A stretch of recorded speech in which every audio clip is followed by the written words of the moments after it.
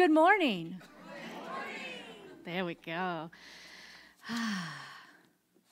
So let's just take a deep breath.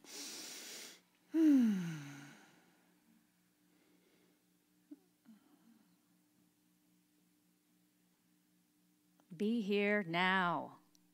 We are here now, and we are talking this month about this idea of everything is sacred. Today's title is Emerging Consciousness. So we have been talking this month so far how we can have the tendency to place certain things or people as holy, and in our mind to kind of say, okay, this is holy or this is sacred, and then other things as being more human or secular. And what this is it creates a dualistic mindset. The sacred versus the profane.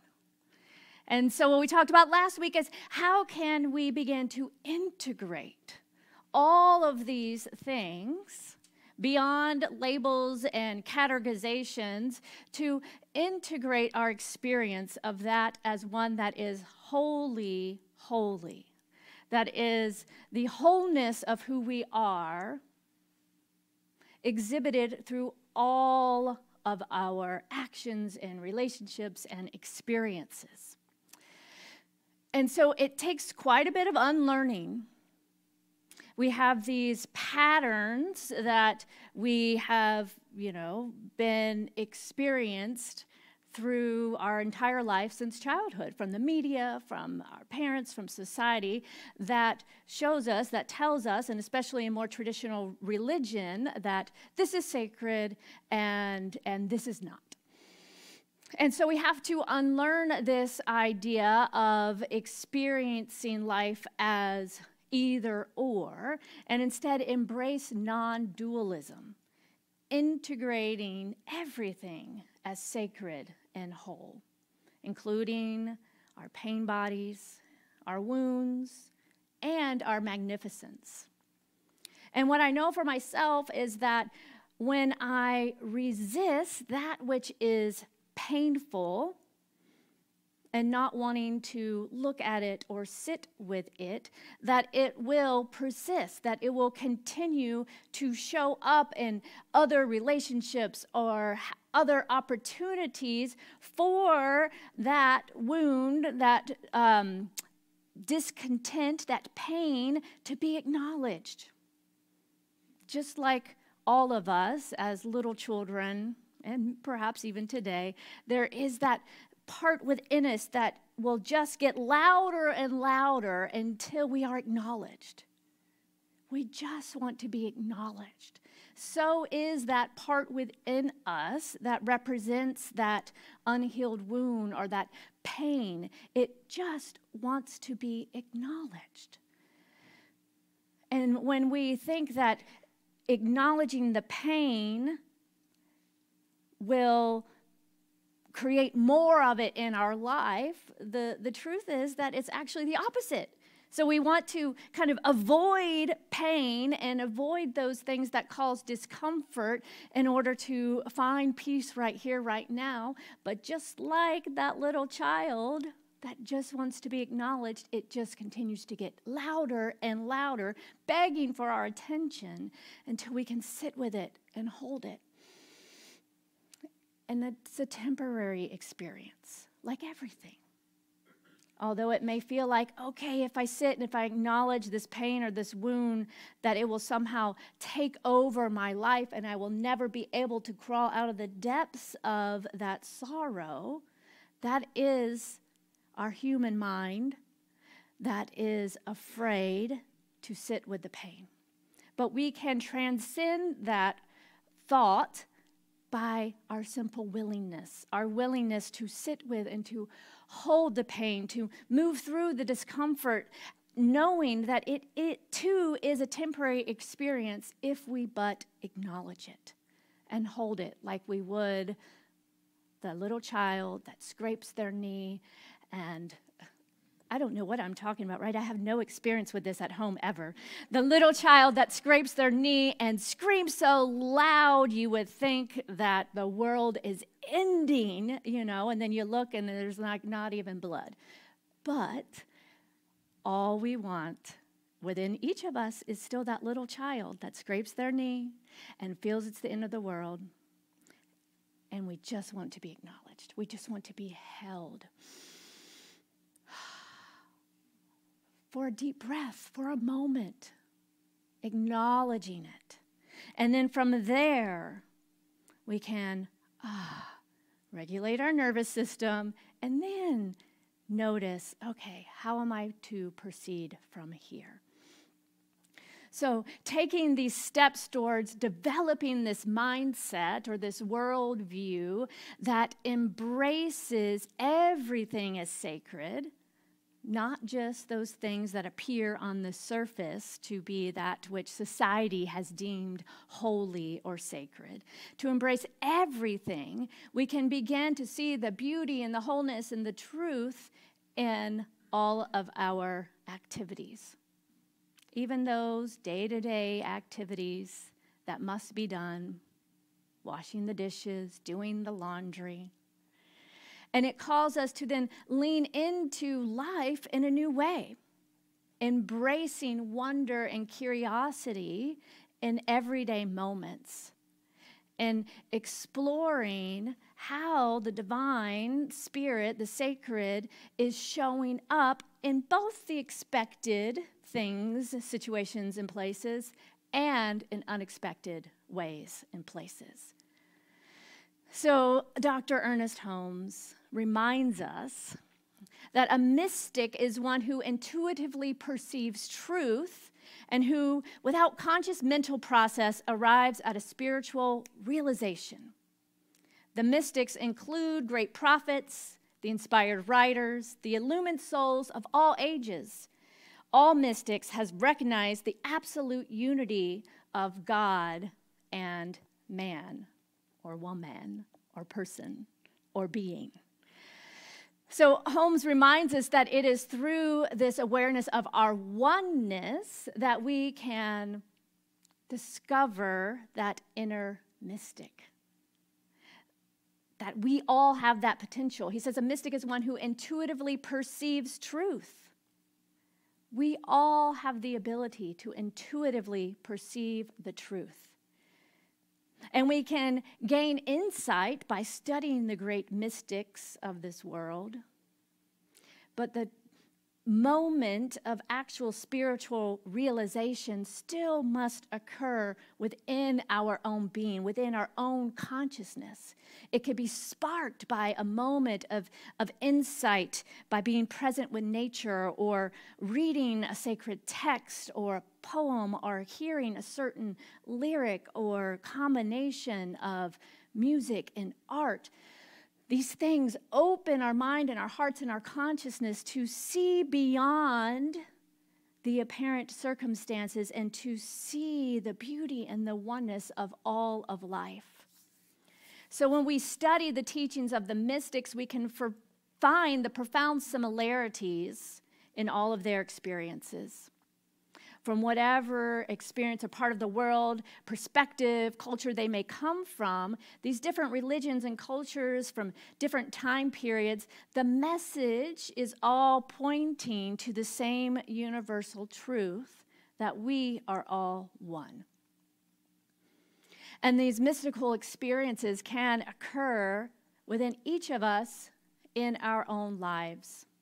Sometimes in a spontaneous moment, and sometimes in the depth of our pain, our sorrow, there is a realization, a transcendence, an experience of feeling and seeing and knowing our oneness.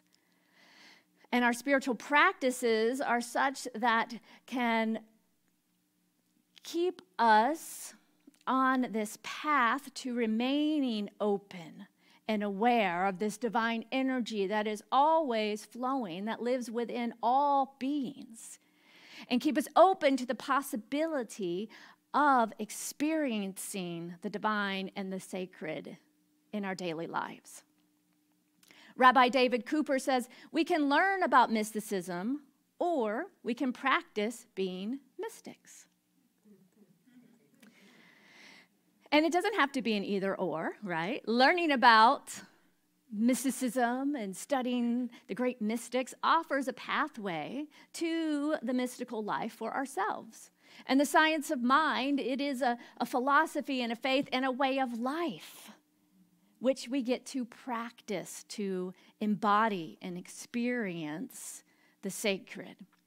So our spiritual practices such as meditation, mindfulness, being in the moment, our practices such as visioning, which open us up to listen to Spirit's guidance, to ask and to be living in that question and in that state of curiosity for what is seeking to be known now. To listen for the highest vision to unfold through us for whatever situation we are experiencing. So our daily practices increase our awareness of the infinite wisdom that is ever present. And it opens us to deeper discoveries about who we are as spiritual beings experiencing life right now as human beings. So this practice is personal to each of us, right? There's no one way. We can't say, do this and you will experience, enlightenment or awakening. We all have our own personal journey. And studying this philosophy and the mystics and various teachings on oneness points the way to discover for ourselves our own spiritual path. And it is through our own spiritual practices that we begin to build that consciousness, to be aware of the presence of the one life, and to listen and to be open to what is seeking to emerge through us, for us, and the world around us. Within each of us is that quiet awareness and the opening of our eyes and our hearts and our minds. We encounter the divine mystery. Sometimes in the most unexpected moments, we can experience this presence. Eckhart Tolle in The Power of Now says, we have forgotten what rocks, plants, and animals still know.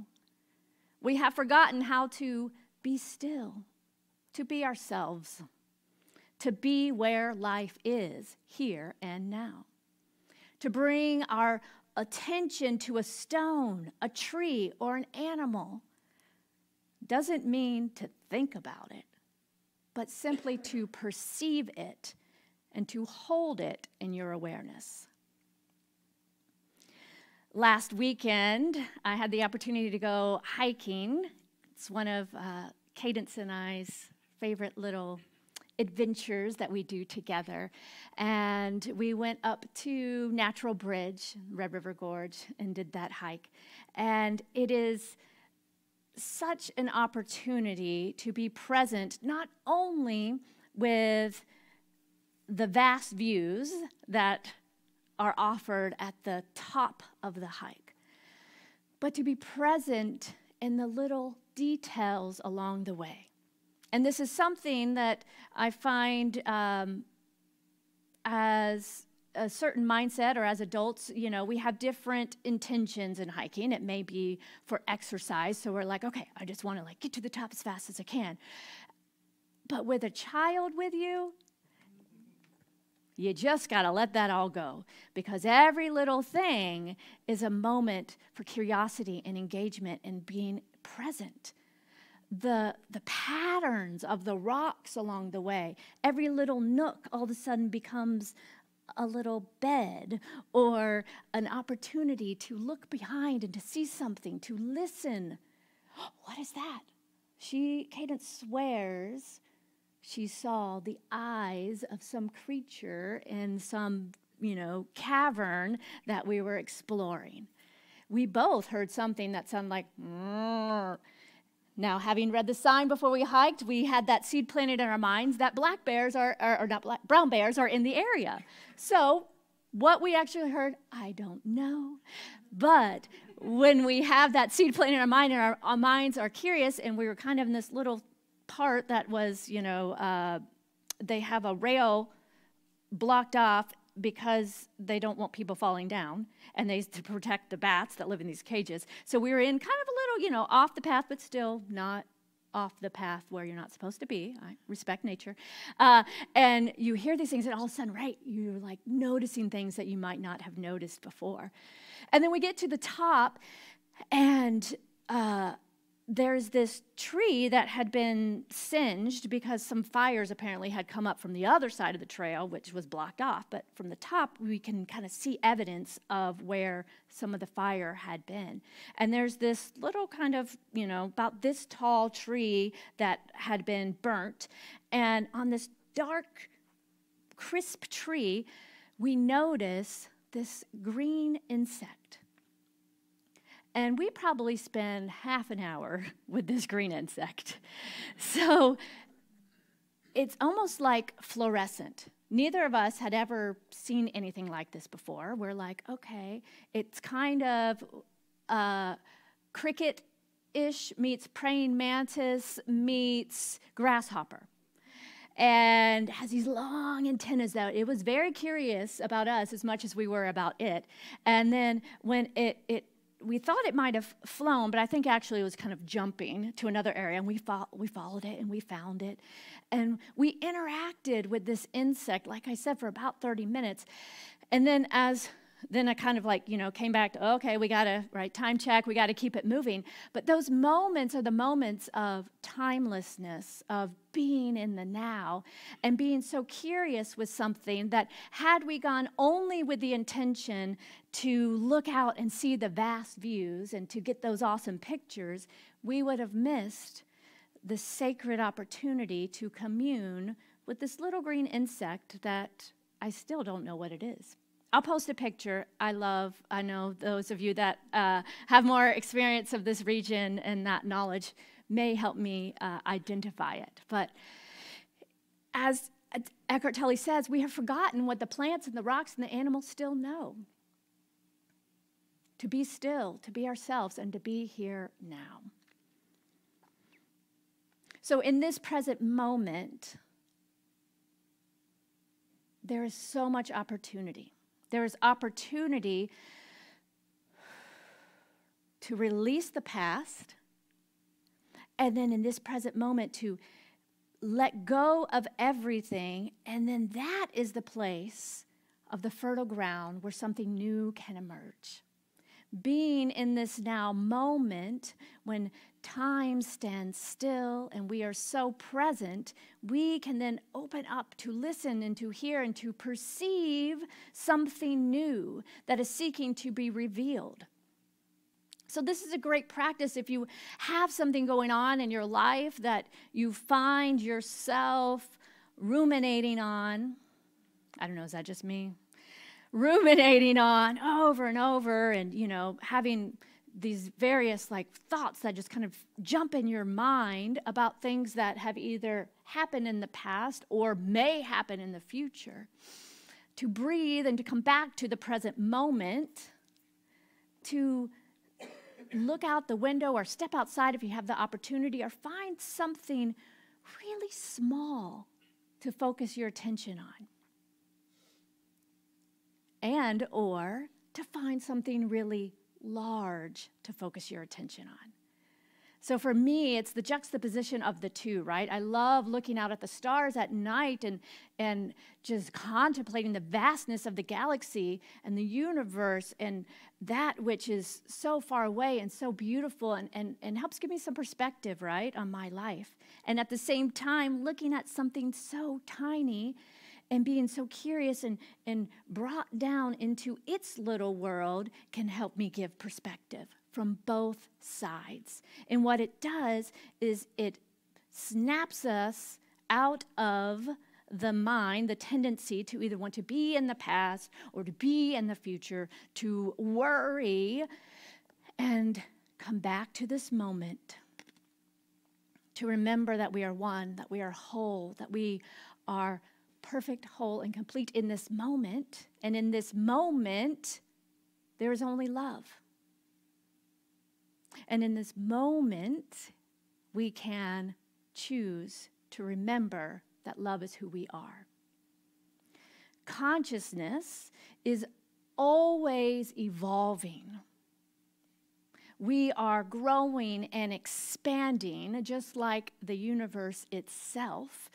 And so when we find ourselves caught in the past or the future, and we can come back to this now moment, not only does it bring that peace of mind, it also creates that space in our own consciousness for something new to emerge, right? For that inner guidance, for that awareness, for tapping into the now moment, which I'm doing this because it's now, and really scientists show us that time is an illusion, so it's really like a now eternal moment. But getting out of the headspace of the linear time of past and future and coming into this now eternal moment is where this pure potential lives. And it is from there where a spark can be awakened within us to then move forward from what is seeking to be known now, in this moment, regarding whatever situation we are in. So awareness is key. Noticing where our minds are at in each moment, and then catching ourselves, right? If we find ourselves going on that loop again as we're kind of doing our daily activities and our mind is spinning or spiraling on something about the past or the future, if we can catch ourselves and come back to this moment, right now I am washing the dishes, right now I am folding the laundry, right now I'm driving the car. That is one of my practices. I just say, right now I am. And it gets me out of that loop and back into this moment. The breath is another tool, right? Breathing. And then experiencing the possibility of this now eternal moment. Taking time consciously to be present opens us up to experiencing the sacred in everyday moments. So this weekend kind of marks the beginning of the holiday season, yes? I noticed as I was driving home last night, it was dark, and I took the back ways through the various neighborhoods, and all of a sudden I was like, oh, I didn't get the memo, but apparently my wife did, that this is the time, this is the weekend to put up all your decorations and do all your lights, right? I'm like, well, yeah, I guess Thanksgiving is this Thursday. It feels a little early to me, but it's a little early this year. So I'm driving home like, whoa, everyone has their lights out now. And then I get a text as I'm driving home, be ready for a surprise. I'm like, okay. And I'm thinking like, ooh, am I going to get a massage? Do I get an early Christmas gift? What is it? So I get home. It was a beautiful surprise. We, for the first time, have a tree, and it's a black tree, just like she always wanted. And it's decorated, and we have, all the lights and the candles and all the beauty. So I walk in, and although it wasn't the surprise that I maybe thought of in my mind, Heather got the message that this is the weekend, this is the time, apparently, for decorating. And the joy that it brought to see my little one, that we now have a house, because she's always asked for a tree, right? And we're like, well, maybe this, we don't have enough room, but maybe we have a house. So last year, we had a house, but we had just moved in, and we hadn't even unpacked. We're not doing that. So to come home and to see the excitement and the beauty of what had occurred when I was away last night, and to see it in the lights and the beauty, that moment, again, was a moment to just appreciate. But the reason I bring this up is the holidays, as we move into this season, is not always a joyful time. It brings up so much. There are so many expectations. There are expectations around what you should and shouldn't eat, what you should and shouldn't decorate, who you should be, how you should show up, what you should wear, all of these things. So I would invite us to breathe and to see how, as we move into this season, because it's going to be everywhere now, y'all, the radio, the stores, wherever you go, there's going to be reminders that, it's the holiday season. So how can this be an opportunity to practice being in the moment, to practice being authentic, to stay grounded in our own awareness and peace, and to remember that we all are evolving as this emerging consciousness, and that when we go to see friends or family, if we choose to do so, that we haven't seen in a while, that not only are we different, but perhaps we can provide space for them to be different, because we are always growing and expanding. And so to be so conscious that as we, before we even walk in the door of whatever this environment may be that we choose to enter into, that we picture the love going before us, that love leads the way. And I'm a very visual person, so literally just imagine like the love in my heart space opening the door as this energy that goes before me as I enter into these situations. And then as I move into this, to remember who I am and to notice, be so keenly present and intentional and aware of my body, of my thoughts, that when something triggers those old patterns or habits, those old dynamics that we can easily fall into as old friends or family, that I'm going to stay awake and aware and to ask, is this true, right? If I find myself being caught up in a certain dynamic, to pause, to breathe, and to remind myself of the truth, that I am whole, that I am perfect, that I am loved, and to offer that grace to those before me, to be willing to see each other anew, to show up and to allow myself to show up for who I am today, and be willing to meet the other for who they are in this now moment. So I'm going to give you a very simple practice, take it or leave it. But as we enter into this holy season, simply pay attention, choose love, and repeat. Think we could do that? Let's say it together. Pay attention, choose love, repeat. Again, pay attention, choose love, repeat. Yes. Take a deep breath. So let's take this into prayer now.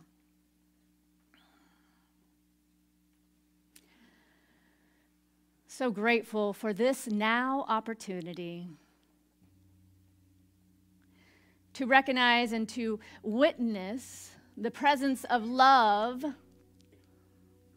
within, right here, right now. To recognize and to witness the presence of peace, of wholeness. To know and recognize that this love, this peace, this wholeness is the very essence of the entire universe. And therefore, it is who I am. It is the very essence and nature of all of life. For we are one. There is only one life, one divine activity moving in, as, and through all. So I choose this day to remember this, to stay awake and aware, to allow the love that I am to lead the way, to open the door and to go before me and to meet all those around me as the beloved. To choose peace, to choose love,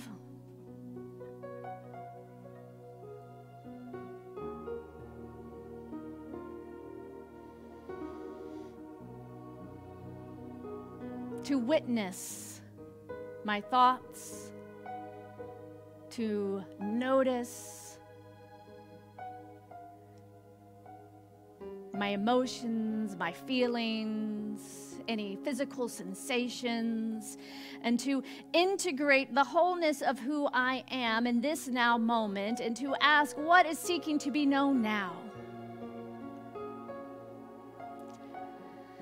So I know right here, right now, that anything that does not resonate, that does not match the vibration of who I am today in this now moment, falls away back to the nothingness from which it came.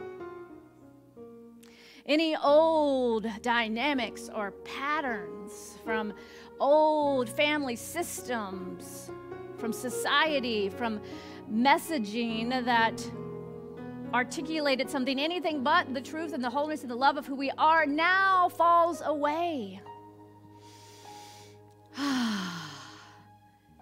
And it dissolves back into the nothingness from which it came.